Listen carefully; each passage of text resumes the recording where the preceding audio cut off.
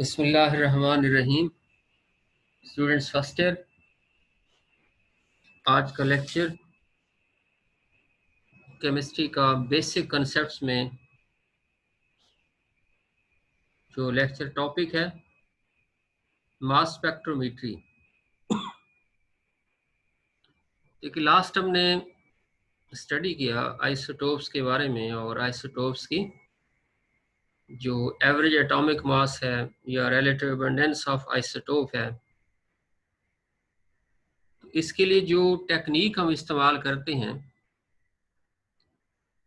Isotopes की तादाद को डिटरमिन करने के लिए कि कितने किसी एलिमेंट में आइसोटोप हैं या हर एक आइसोटोप के एग्जैक्ट एटॉमिक मास कितने हैं, कितनी है, या उसकी रिलेटिव अबंडेंस कितनी है, सेपरेट कैसे करेंगे। तो मास स्पेक्ट्रोमेट्री एक ऐसी टेक्निक है जिसमें हम exact atomic masses of isotopes of elements को डिटरमिन करते हैं। ये मुख्तलिफ टॉपिक्स हैं जो इस चैप्टर में हम इसमें पढ़ेंगे। इस टॉपिक्स के अंदर मज़ीद सब टॉपिक्स हो गए इसके ये। तो mass spectrometry is a technique in which determine relative atomic masses of isotopes। इसी के साथ साथ आप चंद पॉइंट्स और खुद ही नोट कर लेंगे कि relative atomic masses of isotopes, exact atomic masses of isotopes, तीसरी बात separation of isotopes, चौथी बात नंबर ऑफ आइसोटोप्स हम इसमें फाइंड करेंगे। तो देखें, मास स्पेक्ट्रोमीटर आप कहेंगे instrument use to measure exact atomic masses of different isotopes of an element.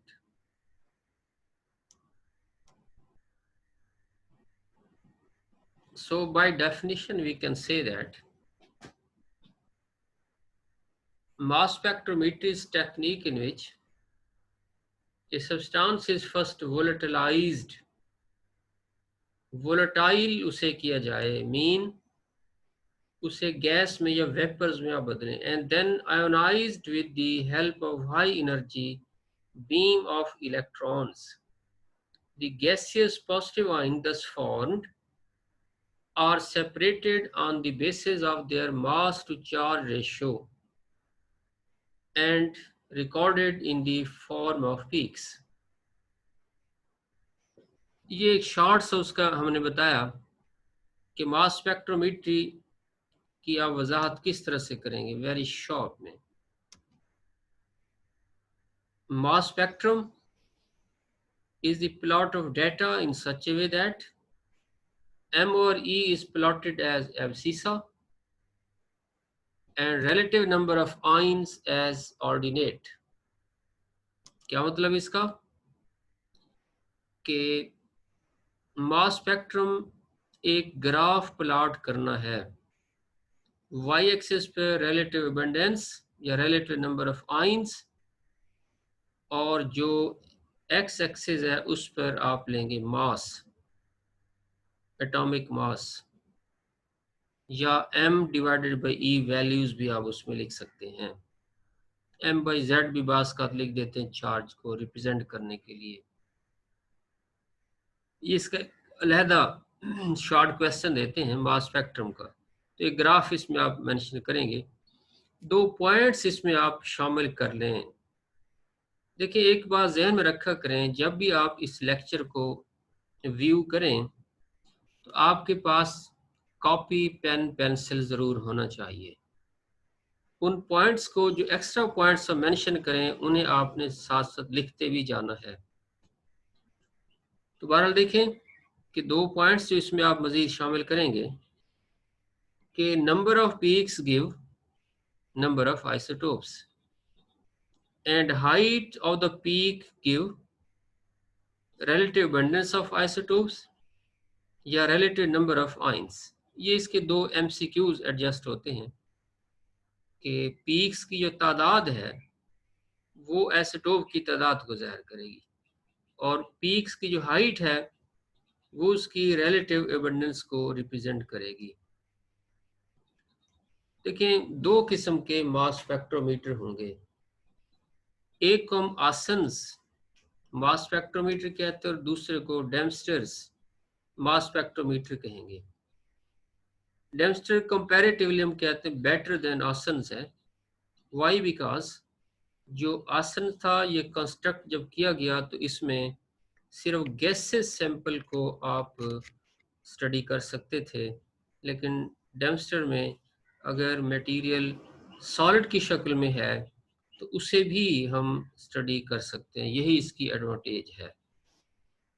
Working of mass spectrometer मैंने कोशिश की इसे सिंपल कर दूं, डायग्राम अगर एंड में चली गई तो अब देखें, समझना है एक बात को कि हम करने क्या जा रहे हैं। हमारे पास एक सैंपल है, एलिमेंट हमें दिया गया। उस एलिमेंट में हमने मालूम करना है कि कितने आइसोटोप्स हैं और हर एक की एग्जैक्ट एटॉमिक मास कितनी है या उसकी रिलेटिव एटॉमिक मास कितनी है या रिलेटिव अबंडेंस कितनी है उसकी। तो हम क्या करेंगे कि उस सैंपल ऑफ एलिमेंट को लेंगे और उसे एक चैम्बर में क्या करेंगे, गैस में बदल देंगे, वोलेटिलाइज कर देंगे डेम्स्टर मास स्पेक्ट्रोमीटर में, और फिर उसे एक और चैम्बर में आप उसे शिफ्ट करेंगे जिसमें उसका प्रेशर आप लो कर देंगे। लो प्रेशर कैसे करेंगे कि कुछ वेपर्स को, गैस को वहां से आप वैक्यूम पंप के जरिए वहां से निकाल लेंगे, विथड्रॉ कर लेंगे। देखिए, इसमें हमने प्रेशर को बहुत कम रखा है, यानी 0.000000 फिर 01 टॉर या मिलीमीटर ऑफ है जी। इतना लो, वेरी वेरी लो प्रेशर से मुराद ये है कि ये जो गैस के पार्टिकल्स हैं, जो वेपर्स हैं उस मटेरियल के, कि बहुत ज़्यादा डिस्टेंस पर मौजूद है, बहुत दूर दूर मौजूद है। इसका फ़ायदा सिर्फ ये होता है कि इस तरह की गैस को आयोनाइज करना, आयन में बदलना आसान हो जाता है। ये शॉर्ट क्वेश्चन पूछते हैं इसका भी, तो आप कहेंगे why low pressure is made, because to facilitate the process of ionisation. अच्छा, नेक्स्ट देखें, low pressure help in ionisation of gases. अब ये जो fast moving beam of electron is pass through gaseous sample, उस चैम्बर में जिसमें हमने इन gas molecule को, जो वोलेटिलाइज्ड पार्टिकल्स को रखा हुआ है जिसका प्रेशर कम है, उस पर आप क्या करेंगे, इलेक्ट्रॉन बीम को, इलेक्ट्रॉन के शुआ को उस पर आप बम्बार्डमेंट करवाएंगे, स्ट्राइक कराएंगे, टकराएंगे उसके साथ। अब इससे वो जो गैसेस सैंपल है उसके एटम जो है उसमें से इलेक्ट्रॉन बाहर निकले, यानी इलेक्ट्रॉन उन गैस के एटम से इलेक्ट्रॉन को ही बाहर निकाल देंगे। इस तरह से वो गैसेस एटम से जब इलेक्ट्रॉन निकल जाएंगे तो साहब किस में बदल जाएंगे, पॉजिटिव आयंस में बदल जाएंगे। अब ये जो पॉजिटिव आयन बनेंगे, याद रखें कि उस एलिमेंट में हो सकता है 2 आइसोटोप हो, 3 हो, हर एक की एटॉमिक मास डिफरेंट है। तो आयन पर जो इलेक्ट्रॉन की तादाद है, इन आइसोटोप्स पर जो इलेक्ट्रॉन की तादाद है वो तो सेम है। तो जब इससे इलेक्ट्रॉन निकल जाएंगे तो उससे उनकी जो एम ओवर ई वैल्यूज बनेगी वो डिफरेंट होगी। लेकिन किस तरह से, ये नीचे चार्ट में मैंने बताया है। से हाइड्रोजन का के एटम थे, तो M E over E value कैसे रहेगी, हाइड्रोजन की मास कितनी है, प्रोटियम की 1, चार्ज उस पर क्या होगा, +1। ड्यूट्रियम पर मास उसकी कितनी होगी, 2, चार्ज +1। ट्रिशियम के लिए मास 3 और चार्ज कितना होगा, +1। तो हर एक के लिए, यानी पहले के लिए 1, दूसरे के लिए 2, तीसरे के लिए 3, ये एम और ई वैल्यू आ जाएगी। So each and every ion of the isotope have different M और ई वैल्यूज। अब ये जो आइन इस तरह से डिफरेंट एम और ई वैल्यू के प्रोड्यूस होंगे, पॉजिटिव आइंस, इनको हम एक्सेलरेट करते हैं। एक्सेलरेट से मुराद इनकी रफ्तार को तेज करते हैं। कैसे? एक परफोरेटेड कैथोड प्लेट में से हम इन्हें गुजारते हैं, जो कि पोटेंशियल डिफरेंस कितना होता है, 500 से 2000 वोल्ट्स का। यानी आप इन्हें इलेक्ट्रिकल फील्ड प्रोवाइड करते हैं। तो क्योंकि ये पॉजिटिव चार्ज के आयंस हैं, तो नेगेटिव इलेक्ट्रिक प्लेट जो है उन्हें अपनी तरफ अट्रैक्ट करेगी, खींचेगी। परफोरेटेड से मुराद ये है कि आपने कैथोड में से सुराख कर दिए, होल्स बना दिए हैं। तो ये पॉजिटिव रेज की खासियत है कि ये इन होल्स में से गुजर जाते हैं। इन्हें आप कैनाल रेज भी, पॉजिटिव रेज भी बासकत कहते हैं। तो ये तेज दौड़ते हुए जो पॉजिटिव आयंस हैं, जिनकी m और e वैल्यू डिफरेंट हैं, इन्हें फिर हम क्या करते हैं, स्ट्रॉन्ग मैग्नेटिक फील्ड उसके आगे रखा होता है, उसमें से गुजारते हैं, जिसकी स्ट्रेंथ को, यानी मैग्नेटिक फील्ड स्ट्रेंथ को आप लफ्ज H के साथ रिप्रेजेंट कर रहे हैं।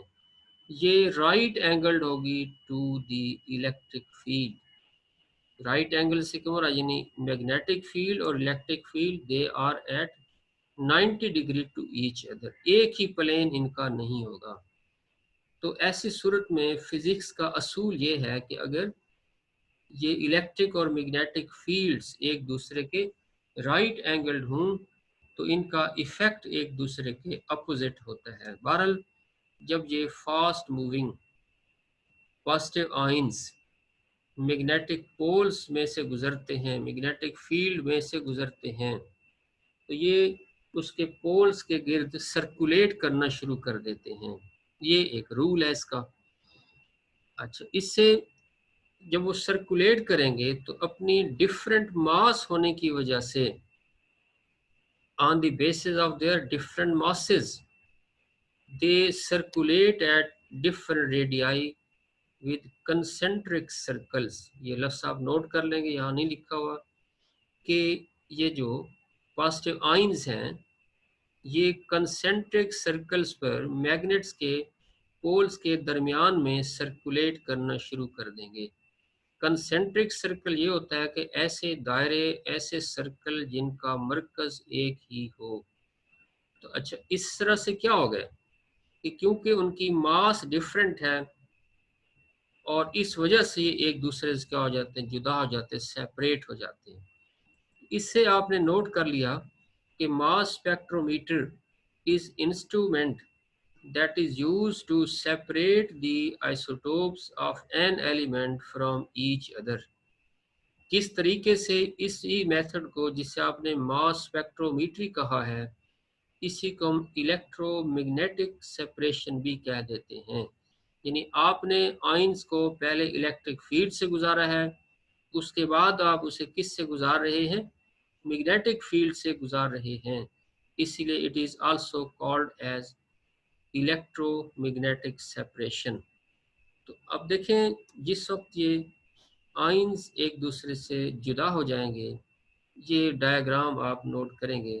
मास स्पेक्ट्रोमीटर की सब सिंपल भी कर सकते हैं कि सैंपल को एक दे के साइड से एंटर किया गया, हीटर देकर उसकी सैंपल को वेपोराइज किया गया, वेपर से गैस में बदला गया, फिर उसे इलेक्ट्रॉन बीम देकर ये पॉजिटिव आयन में से बदला गया, उसका प्रेशर कम कर दिया गया और उसे फिर इलेक्ट्रिकल फील्ड में से गुजारा गया, जिसकी स्ट्रेंथ कैपिटल ई के बराबर है।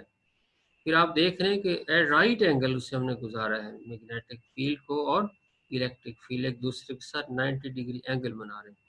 यूं ही ये मैग्नेटिक फील्ड में से गुजरेंगे तो ये फौरन क्या होगा, एक दूसरे से जुदा हो जाएंगे, सेपरेट हो जाएंगे। और फिर इन्हें हम, एक डिटेक्टर होता है, उस डिटेक्टर पर इसे मालूम करते हैं कि इसकी कितनी जो है रिलेटिव अबंडेंस है। तो ये हमारा जो है दरअसल जो आज का टॉपिक था, इसे हमने हाफ आज स्टडी किया है, दो हिस्सों में, क्योंकि एक लेंथी टॉपिक है, इसे हमने दो हिस्सों में तकसीम करके ऐसा किया है। तो ये जो है याद रखें, आज का आपका यही वर्क था।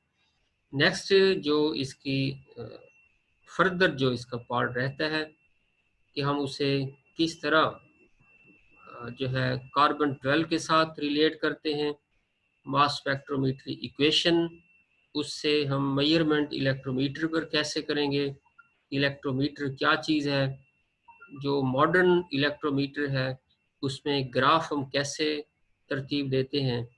इस स्पेक्ट्रोमीट्री के अलावा भी कौन से दूसरे मेथड्स हैं जिसके ज़रिए आप इन आइसोटोप्स को सेपरेट कर सकते हैं, जुदा कर सकते हैं।